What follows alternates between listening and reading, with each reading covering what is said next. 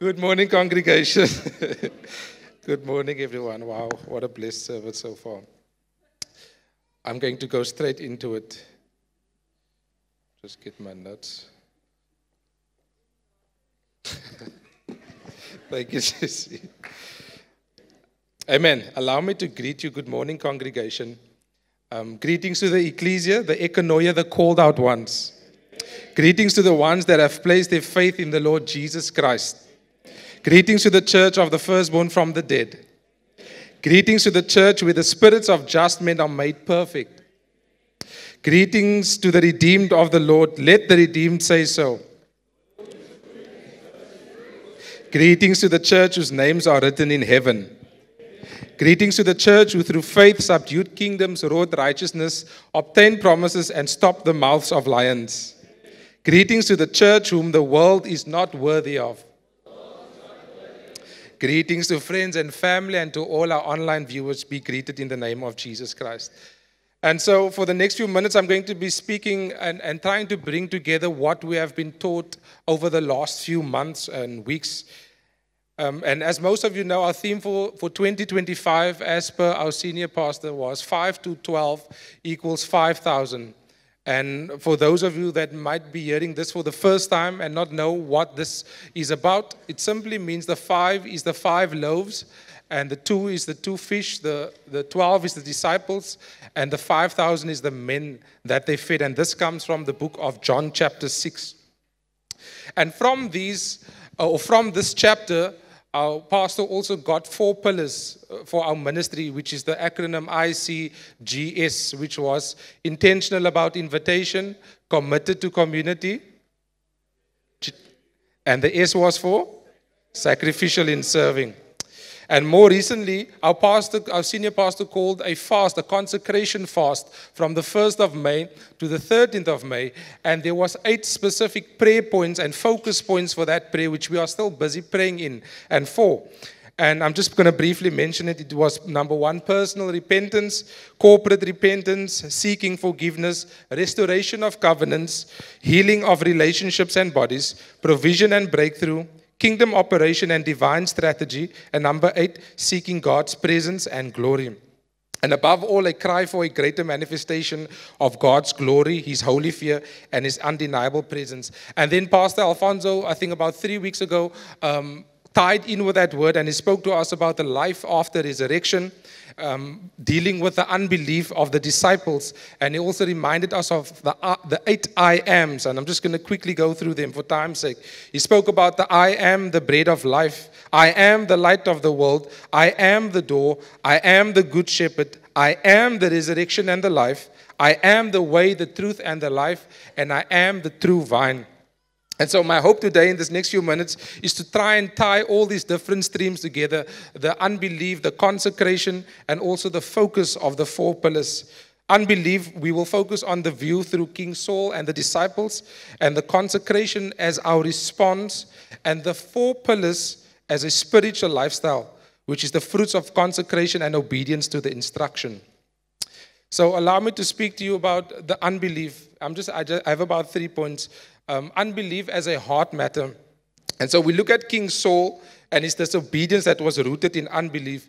In 1 Samuel chapter 8, the Israelites demanded a king because they were living at that time under the rule of judges. And so at that time, Prophet Samuel was a judge, and he got old, or he became old, and so he appointed his 2 sons, but his 2 sons did not follow in the ways of their father. They were corrupt, and they were taking bribes from the people. And so later on in Samuel, we then learn that the Israelites demanded, they wanted a king. Because they said in verse 8, they said, appoint for us a king to judge us like all nations. But they weren't like all nations, but they wanted to be controlled like all nations. And then in 1 Samuel chapter 9, it gives us then a background of this king that was appointed. And God then called this king King Saul. He nominates this king by the name of King Saul, who was the son of Kish and a Benjamite. And so it gives you a background if you read through that. And in verse 9 of chapter 10 then, it says that Saul was anointed king over Israel. And in verse 9, it actually says that he was given a new heart. And so at this time, he was chosen, He was anointed and he was empowered with the Holy Spirit.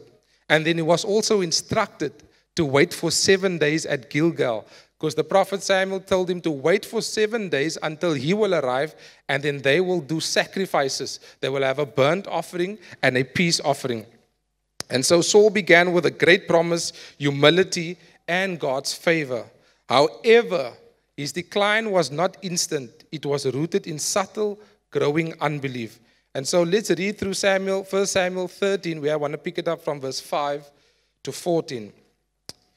And it says the following: Then the Philistines gathered to fight with Israel, 30,000 chariots and 6,000 horsemen, and people as sand which is on the seashore in multitude. And they came up and encamped in Michmash, to the east of Beth-aven. When the men of Israel saw that they were in danger, then the people hid in caves, in thickets, in rocks, in holes, and in pits. Verse 7. And some of the Hebrews crossed over the Jordan to the land of Gad and Gilead. As for Saul, he was still in Gilgal at the temple, and all the people followed him, trembling. Then he waited 7 days, according to the time set by Samuel. But Samuel did not come to Gilgal, and there were people that scattered from him. And then Saul said to himself, Bring a burnt offering and a peace offering here to me. And he offered the burnt offering. Now it happened, as soon as he had finished presenting the burnt offering, that Samuel came. And Saul went out to meet him, that he might greet him. And this is what Samuel said: What have you done? Saul said, When I saw the people were scattered from me, and that you did not come within the days appointed, and that the Philistines gathered together at Michmash, then I said, The Philistines will now come down on me at Gilgal, and I have not made supplication to the Lord. Therefore I felt compelled and offered a burnt offering. And the last verse, And Samuel said to Saul, You have done foolishly. You have not kept the commandment of the Lord your God, which he commanded you. For now the Lord would have established your kingdom over Israel forever, but now your kingdom shall no longer continue.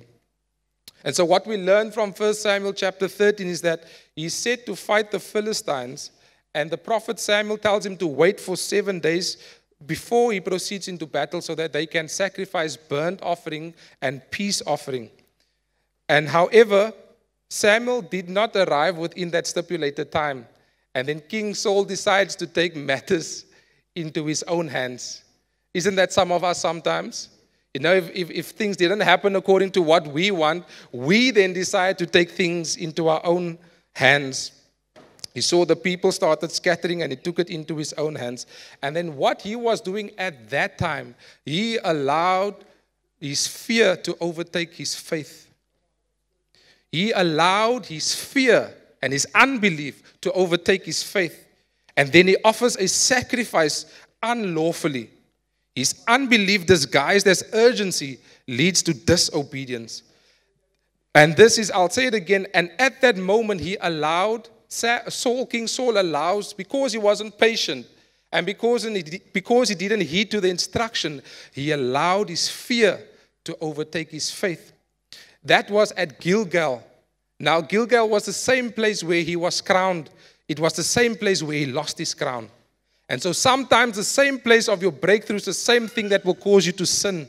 The same thing that you trusted God for, that God gave you breakthrough, be it a job, be it anything, be it a marriage, be it something that you really prayed for. Sometimes that very thing can be the very thing that causes you to sin because of unbelief that crept into his heart. And so, brothers and sisters, I want us to be cautious, and I want us to be warned this morning that we should watch out for fear, because unbelief crept into his heart because of fear, and it caused him to doubt God's timing and God's providence. However, God was still gracious to him, Pastor Alfonso. God did not reject him. He just said, I won't establish your kingdom forever. But God did not reject him. But you know what? Then Samuel went to, King Saul took it a step further in 1 Samuel chapter 15, just 2 chapters later. And I'll just read verse 1 to 3. 1 Samuel 15, verse 1 to 3. Samuel said to Saul, The Lord sent me to anoint you king over his people, over Israel. Now therefore heed the voice of the words of the Lord. Thus says the Lord of hosts, I will punish Amalek for what he did to Israel. Now how we ambushed him on the way when he came up from Egypt. And this is the instruction. Now go and attack Amalek and utterly destroy all that they have. And do not spare them, but kill both man and woman, infant and nursing child, ox and sheep, camel and donkey. And so what we learn here, that God had very clear instructions to King Saul. He had to wipe out every single thing. And you might think it was brutal, but if you read what the Amalekites wanted to do to the nation of Israel, I think it's the book of Exodus 19, they just came out of Egypt, and this Amalekites wanted to wipe out the nation of Israel. And so now God is avenging his people and is giving the first king of Israel an instruction to wipe everything out from them. But read verse 13 to 16 in 1 Samuel chapter 15. Then Samuel went to Saul and said to him, Blessed are you of the Lord. Saul said to Samuel, Blessed are you of the Lord. I have performed the commandment of the Lord. This is him lying now. In verse 14, but Samuel said, What then is this bleating of the sheep in my ears and the lowing of the oxen which I hear? And Saul said, now he separates himself. He says, the people have brought them from the Amalekites, for the people spared the best of the sheep and the oxen to sacrifice to the Lord your God, and the rest we have utterly destroyed. Then Samuel said to Saul, Be quiet, and I will tell you what the Lord said to me last night. And then I'll skip to verse 19. Then Samuel asked Saul this question, Why then did you not obey the voice of the Lord? Why did you swoop down on the spoil and do evil in the sight of the Lord? And Saul said to Samuel, But I have obeyed the voice of the Lord and gone on the mission on which the Lord had sent me. And I brought back Agag, king of Amalek. I have utterly destroyed the Amalekites. And in verse 21, But the people took of the plunder, sheep and oxen, the best of the things which should not have been, or which should have been utterly destroyed, to sacrifice to the Lord your God in Gilgal. And so his reasoning was that the people spared the best of the sacrifice to offer this unto the Lord. But that is not what God told him to do. God said, take nothing from them. And once again, the second time, Saul disobeys God and he tries to justify his actions by saying they were for sacrifice. But this time, God rejects his sacrifice. And then you will read in Samuel 1 verse 15, 1 Samuel 15 verse 22. And then Samuel tells him to obey is better than to sacrifice. Verse 30 says, Then he said, this is then what Saul says, Then he said, I have sinned, yet honor me now, please, before the elders of my people and before Israel, and return with me that I may worship the Lord your God. At this time, we find that Saul's repentance was superficial. He wasn't repenting for genuine repentance. He was more concerned about his status and what the people were going to think of him. Because he says in that verse that he said, I have sinned, yet honor me now before my elders and before my people. Matthew Henry puts it like this. He says that Saul's care was not to recover God's favor, but to preserve his interest with the people. And likewise, like I said earlier, Pastor Alfonso spoke about the unbelief of the disciples, and I'll just quickly go through it. In Mark 16, verse 11, when they were told about Christ's resurrection, the disciples did not believe, even though they saw Lazarus being raised to life, even though they saw the same Jesus that performed miracles of the blind's eyes being opened, storms being calmed, walking on water, hearing Jesus predict his resurrection. But in a time of sorrow and confusion, unbelief took root in their hearts. And that's why it's so important that we surround ourselves with good environments and good people with sound minds and environments or healthy environments. Jesus comes in Mark 16:14 and he rebukes the disciples for their unbelief and their hardness of heart. You see, unbelief can cause you or your family or whatever situation you're going through to go in cycles year after year. I'm sure some of you can relate that you sometimes ask this question, why am I going through this again? And then again, Here, gaan dinge dan nooit beter raak nie? Why must I always struggle financially? Why must my relationships never work out? So they find themselves going in cycles and cycles, but it has a root. The root was either unbelief and fear. And so, just like Saul and the disciples had seen God move, they doubted anyway. And Jesus rebuked them for their doubt. But God also was gracious, or Jesus was also gracious to them. Even though he rebuked them, he still went and he ate with them. It's important that you understand that just because they had unbelief and fear in their heart, God still loved them. Jesus still loved them. He went and he ate with them, and he still breathed his spirit upon them, as we read in John 20:22. You see, the unbelief can affect the most anointed, the most gifted, the most informed, and the most experienced. But God offers grace before judgment. Brothers and sisters, it's important that we understand that belief is a position and a condition of our hearts. Belief is a position and a condition of our hearts. What is the power of unbelief and its effect? Unbelief can cloud our judgment and cause regression. It leads to fear, to cycles, to idolatry. We see this even in the life of Elijah, the prophet Elijah, in 1 Kings 19, where he destroyed 450 prophets. He overcame them. He destroyed them.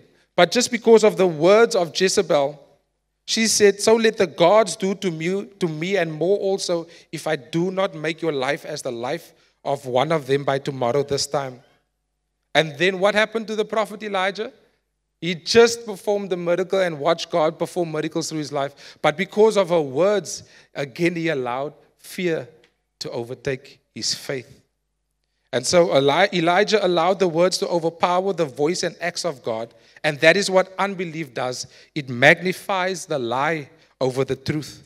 And therefore, we must examine our hearts, as Hebrews 13 or 3 verse 12 says, "Beware, brethren, lest there be in any of you an evil heart of unbelief." And so we find that evil is likened unto unbelief, or unbelief is likened unto evil.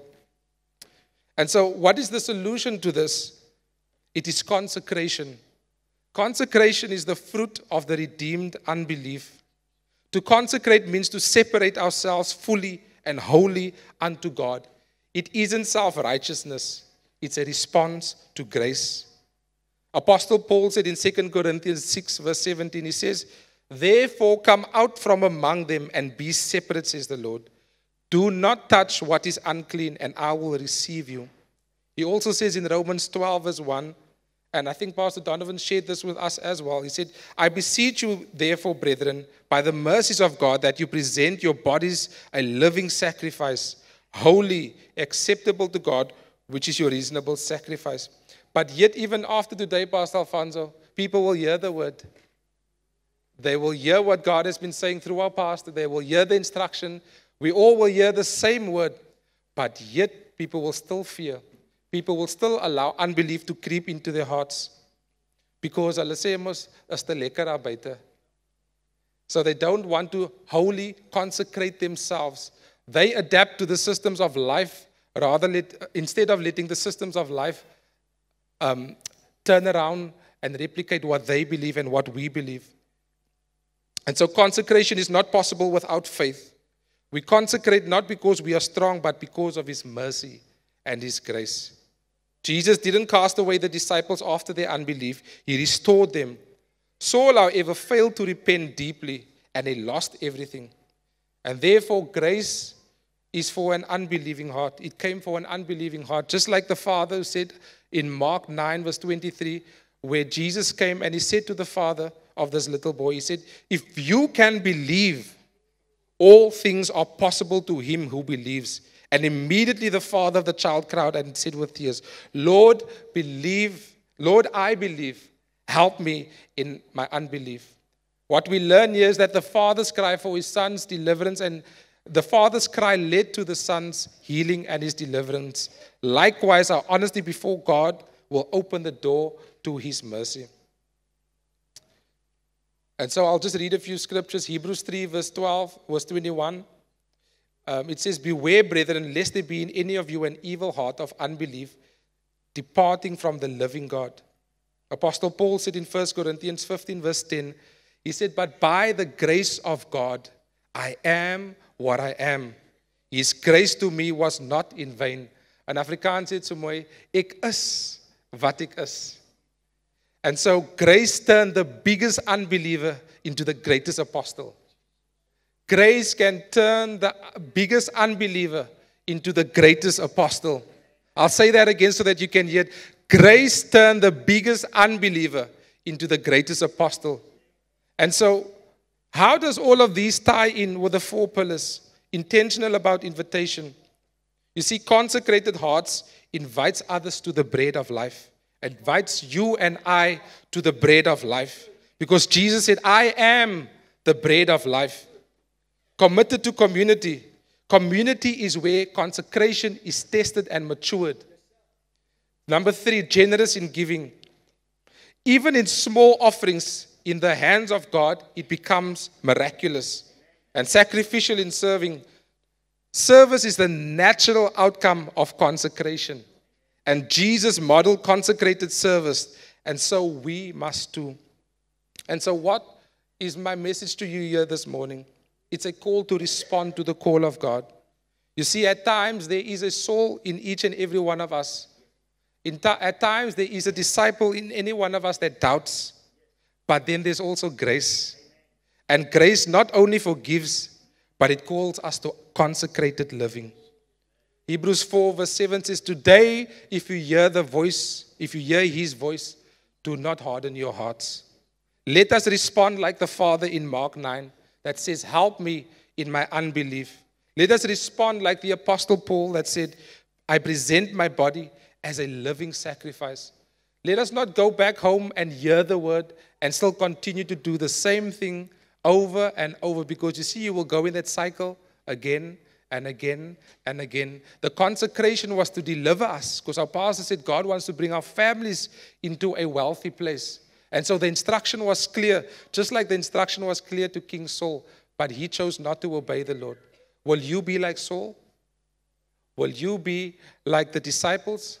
Or will you accept the grace? Or will you heed to his call? Amen. God bless you.